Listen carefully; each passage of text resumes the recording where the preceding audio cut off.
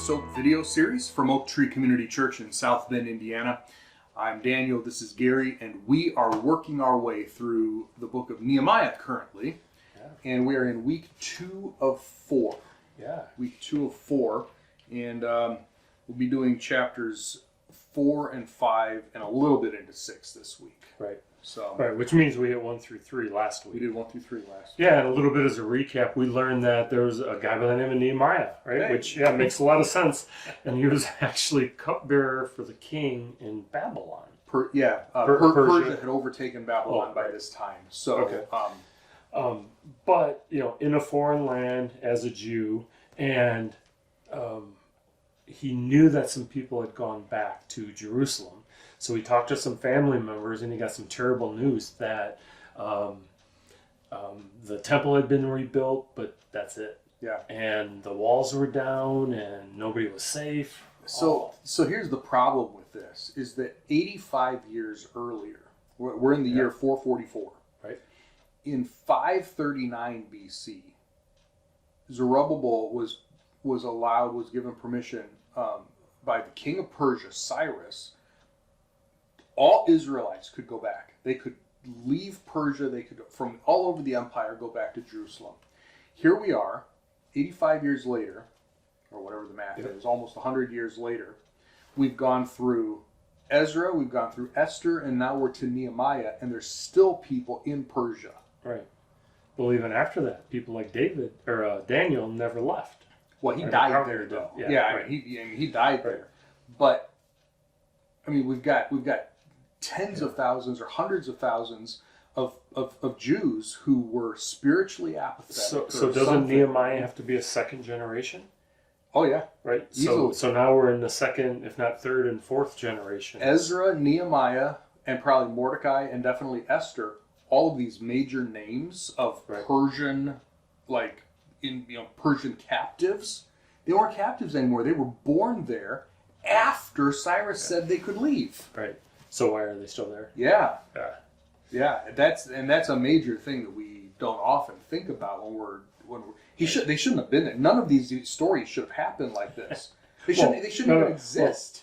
Well, I mean, if you go all the way back, the captivity shouldn't have happened but even if all of that happened, Genesis 3. Had everybody gone back to Israel like Cyrus said 100 years ago, or almost 100 years ago, right? You got 3 books of the Bible: Ezra, Nehemiah, Esther. That never happened.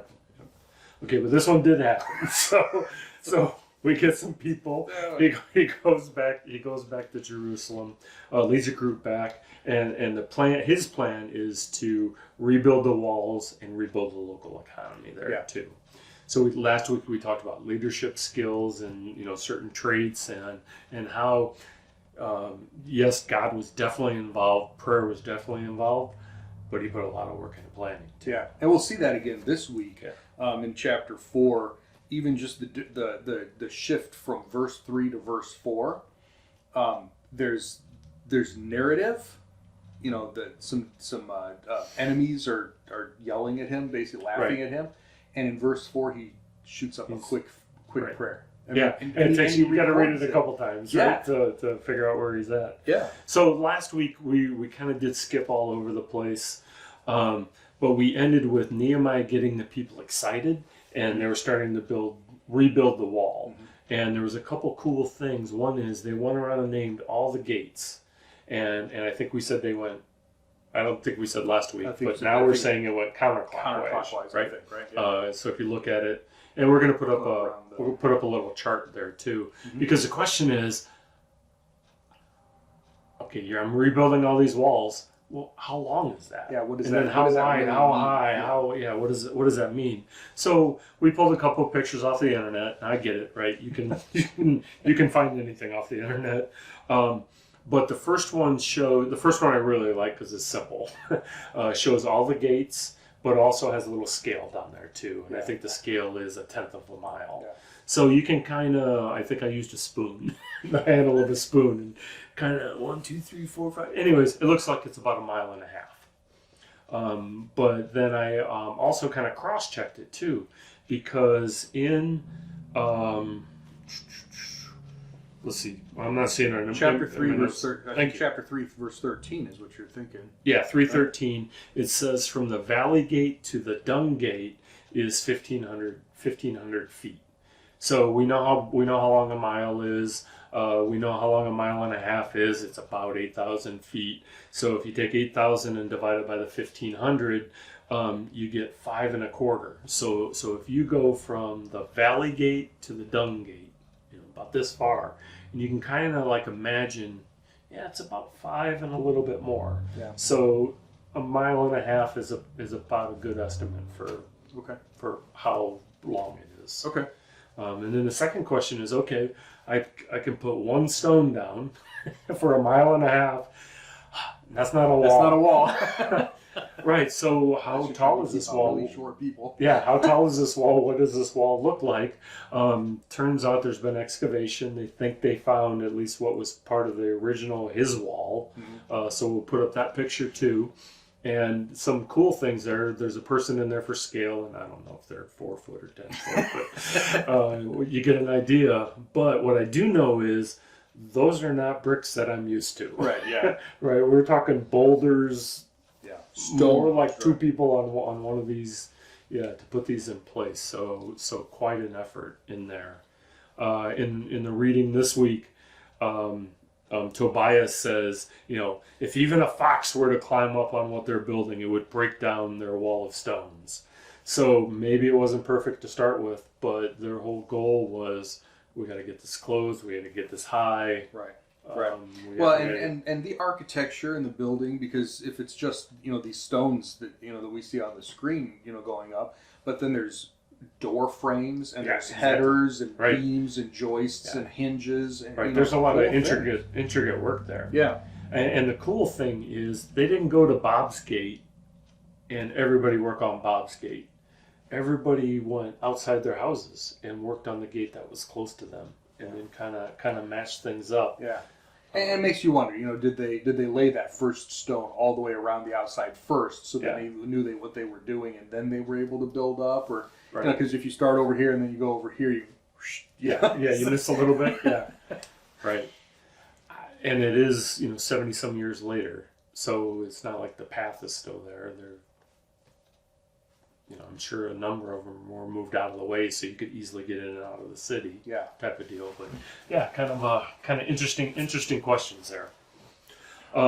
And so now Nehemiah is known for building the wall. We're done with chapter 3. The wall is built. What's all this other stuff we got this week to talk about? Nothing. Yeah. So almost everything is great. But then we find that there's some opposition. Still those same guys. Love their names, right? I mentioned this Sanballat and Tobiah and Gershom, I think, right? Geshem the Arab. Geshem the Arab. Interesting fact, Tobiah is called the Ammonite, okay? And, of course, Geshem is an Arab, so we're talking non-Jews, right? Sanballat is a Horonite. But the Ammonites were sort of like cousins to the Jewish people, because they came from the union of Lot and one of his daughters. Back in Genesis 19, she named one of the daughters named her son Moab, so we get the Moabites, like where Ruth comes from, and the other one named her son Ammon, which is where the Ammonites come from. And both the Moabites and the Ammonites have been consistently thorns in the side of Israel for centuries. And here we have another example of an Ammonite who is antagonistic against the Jewish people. Yeah. So this week we're gonna be reading that these bad guys, they hear that the walls are being rebuilt, and they're angry. So the question is, why would they care? Why would they be angry? I came up with 3 things. These guys seem to be in control of the current commerce, and if new people are coming in, they're hedging into their game and causing them trouble. The other thing is these guys probably lived in the area. Now more and more Jews are coming in, and they're reclaiming their area. They're bringing back their way of life, which is completely different, including sacrifices. At one point they even mentioned, what, are you going to start sacrifices back up again? And the answer is yes. Yeah. In fact, we were. And then the wall leads to stability and safety, Right. which that's exactly why Nehemiah built it. Right. But that's not what non-Jews want, you Yeah. know, in that area. Well, and let's not forget the anti-Semitic aspect of it. Yeah. I mean, this is just Satan's world hates Jews. Yeah. And it's just Right. it's just the nature of things. Right. So So we see some pretty normal things happening. When somebody is against somebody, the first thing you do is you start taunting them, right? And we see that happening. That there's a bunch of taunting, and this is where you brought up that Nehemiah sends up a quick prayer. So there's some conversation back and forth, and then all of a sudden there's some talking, but you don't quite know what's going on unless Nehemiah praying to God. Yep. And basically he's saying, you know, take them out. Your job, God. Yeah. Take out the enemies. Yep. Take out the enemies. Yep. Yeah. Give us what we deserve. Give them what they deserve. Yep. And by the way, they deserve a lot. Yeah. Yeah. Right. So once the wall was continuing, now the opposition starts becoming more. Yeah, I mean, the Right, higher start the making wall built, plans. you know, the more gates they put up. It's like this is We starting gotta to do become something. real before. Yep. Yeah. Yep. So they just keep getting harsher and harsher. Yeah. Um, Yeah. So now they're trying to sow confusion within the ranks. Yep. Ooh, you know, this task is way too big. This is taking way too long. Yep. Hey, by the way, Nehemiah, I heard he's trying to take everything over. Yeah. Yeah. You know, the same thing's happening today in our world, right? So, yeah. Yep. Yeah. What we call fake news, right? Yeah, I mean, exactly. This is Right. it's right here. It's the original all that. fake It's news. the original fake news, all the way back to where, and this is one of my favorite parts, right? Yeah. In chapter 6, they heard that the wall was rebuilt and there was no more breaches. You know, I hadn't finished all the details yet, but it was up, and they're like, they've got to really do something here before he finishes, right? So they plan to bring him to a regional summit of the governors of the area and assassinate him. yeah, right. Right? And I love his response. I'm doing an important work. I don't have time to come down and meet with you. And he says they did this 5 times. Right. He just put it on auto response. I mean, he's inside the gate, right? They can't. Right. Yeah, it can't be touched by him. Right. And so Nehemiah had to do things like, Yep. okay, we got to divide our troops. We got to divide our people. Half of you are going to be guards. Half of you are going to be workers. Yep. So I don't know if that, and so that says to me that the work took twice as long to complete. Seems like it, yeah. So they could have been done in 26 days? It only took 52 days. Right. I don't think we get to that. Do we get to that? Oh, I'm not sure. Yeah, I think we get to that number actually next week. It's in the second half of chapter 6. But 52 days. Right. I mean, less than 2 months to rebuild a 1.5 mile wall. Yeah, as big as we saw in those pictures. Yeah. Yeah. Wow. They said day and night. We're not changing clothes. We're not. Yeah. Even when we drink water, our weapons with us, our tools are with us. We're just knocking this thing out and we see the phrase several times throughout Nehemiah. For the hand of the Lord was with us. For the hand of the Lord was with us. For the hand of the Lord. He acknowledged that God was helping them in this process. Right. Even things like, hey, I'm going to have the trumpet guy with me. And when you guys hear the trumpet, come running because a breach is happening. Yep. You know, be ready to fight. Which goes back to some of what we talked about last week with the leadership skills and just the planning. big picture Right. thinking. You know, he could foresee certain things and be able to plan for them. Yeah. You know. Chapter 5. Not that it's weird, but something new and different happens in chapter 5. But it seems to have started before chapter 4. Yeah. That it had been going for a while, because but we see the external fight happening first, or confrontation, and now in chapter 5 we see an internal confrontation. Yeah. And that is Nehemiah is having trouble with the rich people and the Jews, which makes sense. But the people in Jerusalem weren't following God's command. Right. Which is a big deal because Ezra has already been here for 12 years, Right. reestablishing the law That's and a the very good temple and the sacrifices. So this stuff should have been Dealt with back to at least, normal, right? right, Under right. the law. And it wasn't. Right. Yeah. So what were they doing? Well, they were still enslaving their people. They were taxing their people. They were lending money with Interest. but with interest and collateral and all this, which the law says you don't do to your fellow Jews. Yeah, fine to do it to Gentiles. Yeah, it's okay, but not to each other, yeah, right? But that was the rule. Right. So basically, they were cheating their own people, Right. and building their wealth on the backs of their fellow Jewish, Right. brothers. Right. So we don't know if I don't know that we have a good idea how many people Nehemiah brought with them, and if that led to a food shortage, or if there was just a drought in the area, or a famine. But there seemed to be a shortage, so people were using money to buy grains, especially with large families, and they were going into debt, and they were selling their family farms, and the wealthy were just grabbing everything up. Right. And it also seemed like they were putting their children into slavery. Yeah. Selling their children. Yeah. But again, to other Jews. Yeah. So this was one way to do this under the law. If you owed a debt, you could sell something, you could sell all your somethings, you could sell yourself to pay off the debt, and then you would regain your freedom. Either when the debt was paid off, or every 50th year was the Jubilee year, when all debts were wiped out, all land was given back to its original owner because it had to stay within the tribal lands and the family. So this shouldn't have been happened for more than 50 years anyway. But the problem is they weren't celebrating any of the Jubilee years. Right. They weren't doing. Right. So we've got this. Basically, they're living the way they did before. Right. Right. So Nehemiah writes a letter to them, and then here's the good leadership. Also has a public forum. Yeah. And calls them out. Yeah. And they were utterly silent. Right. They had nothing to say. And he even said, "Look, we're okay. Everybody's okay with the lending of money, but not with interest. And stop taking the land and selling people into slavery." Yeah. I mean, he didn't say it exactly this way, but it was basically God's told us how we're supposed to do this in the law. Let's just follow what he said. Right. You guys are going beyond.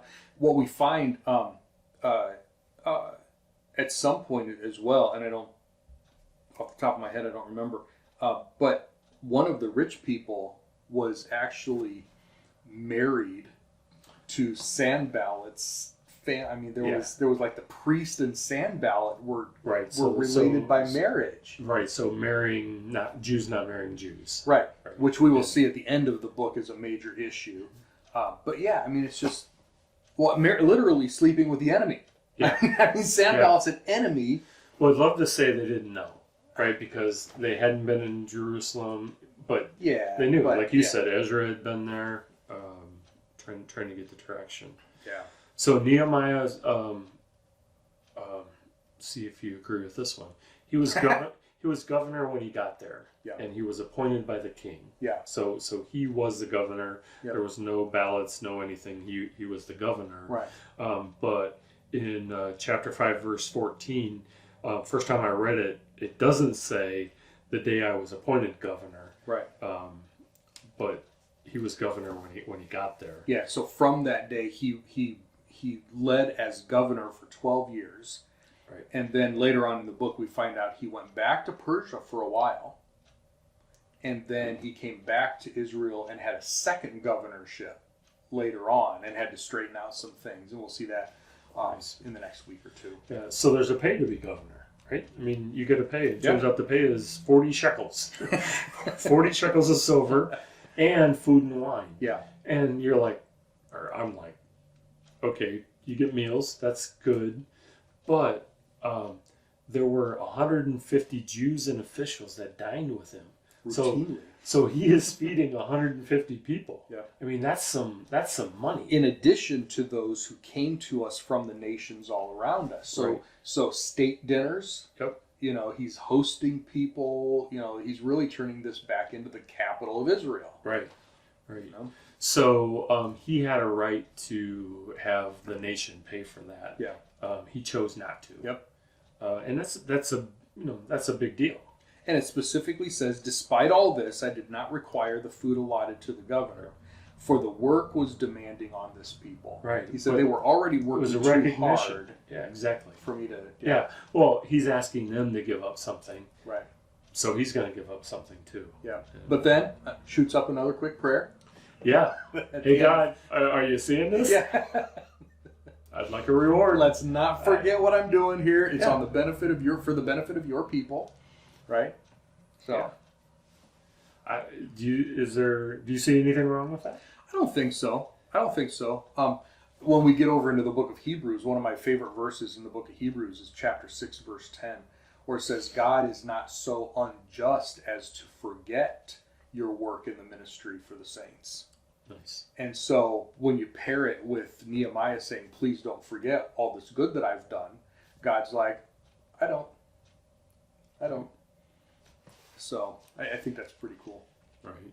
And then we had chapter 6, which we already covered with your favorite section. Yeah, and the fake news. Nehemiah's doing all this stuff for his own benefit. I sent word back to him in verse 8. We're not engaged in these activities. This is a figment of your imagination. You're just making this stuff up. Yeah. But I'm reading that today in today's news. Yeah, I know. Right? Fake news, man. Yeah, that's really funny. In a sad kind of way. Well, and again, we see these little prayers. I mean, just one phrase, verse 9. All of them were wanting to scare us, supposing their hands will grow slack from the work and won't get it done. So he prays, so now, strengthen my hands. Just these little one-line prayers. That are just popped in. They're just popped in. I mean, it's praying. I remember something that Ben told me years ago. He said prayer is like breathing to him. Just you don't even have to think about it. Just these one-liners, Yeah, I mean, conversation. It's just a conversation, right? Did you see It's like a text. It's like what we do with texts today. Just shoot off a text, boom, there it is. It's gone. Yep. Right. You see these prayers all the way through here. Yeah. Cool. So if you're one of those persons who wonders if that's okay or if you have to have always the hands folded, head bowed, kneel on the ground, whatever. He's got an axe or a sword in his hand. He's got a hammer in his hand, and he's shooting up one-liners to God just as a natural part of his day. As a touch base. Yeah, which is way cool. Yep. And that's basically where we're ending. Yeah, that's where we're here. Yeah. So now we've covered problems and we've covered the walls rebuilt. What could we possibly cover next week? More of the above. Yeah. We're going to talk about. Going to have some more problems. Yeah. Now, chapter 7 we're going to skip over a lot. Most of chapter 7, or read through it very quickly because it's just a lot of names and numbers. The people who came back with him. You said that we don't know how many people came back. Well, we just haven't read it yet. I mean, it's coming up here. And then chapter 8 is just fantastic. Chapter 8 is so awesome. So I can't wait for you to read chapter 8, but you have to wait for a week. So we'll talk about that next week. All right, sounds good. So, well, hopefully, again, as always, hopefully you found this beneficial. We enjoy doing it. Hopefully you enjoy listening to it, watching. Found it beneficial. Take a look. You can, because this is on video, you can go back and take a look at those pictures, and or search them yourself. As always, questions, comments, feedback, input. We'd love to hear that. And next week we'll continue 2 more weeks in Nehemiah, and we do have some. We're going to shift from more of a political, physical thing to some spiritual issues coming up in the next couple of weeks. So, all right. See you next time.